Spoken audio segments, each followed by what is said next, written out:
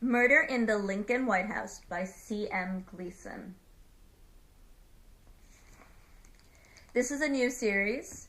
I picked this one up because I hadn't read anything about it, but I had loved Lincoln at the Bardo, and so I picked this one up for my interest in Lincoln.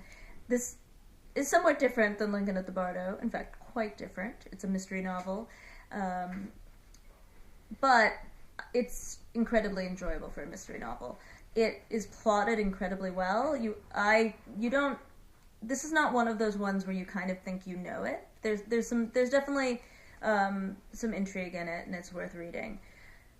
I also really love the main character. He's somebody from the frontier who knew Lincoln when he was still in Springfield, and having learned a little bit about Lincoln in my youth, and also worked with collections that have connections to Lincoln.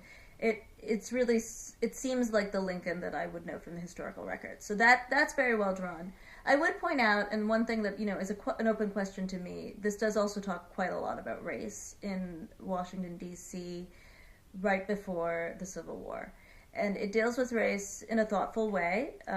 Washington D.C. did have a number of free blacks, but it was right next to Baltimore, which is basically a southern city, and not too far from Philadelphia, which was not a southern city. That said, I don't know enough about African Americans at that critical time period to say how honest these portrayals are and if they're romanticized. One of the main characters is a free black man, somebody who was born free, who was a physician who was trained in Montreal. Now, I know that there were African American physicians trained in Montreal. How realistic this character was drawn, I don't know.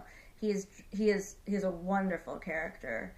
And you can see how he has to balance his intellect, his knowledge, with the ignorance of the whites that are around him. So with that really important caveat that I don't know how realistic this book is, I find it a wonderful book. Really, I highly recommend Murder in the Lincoln White House by C.M. Gleason.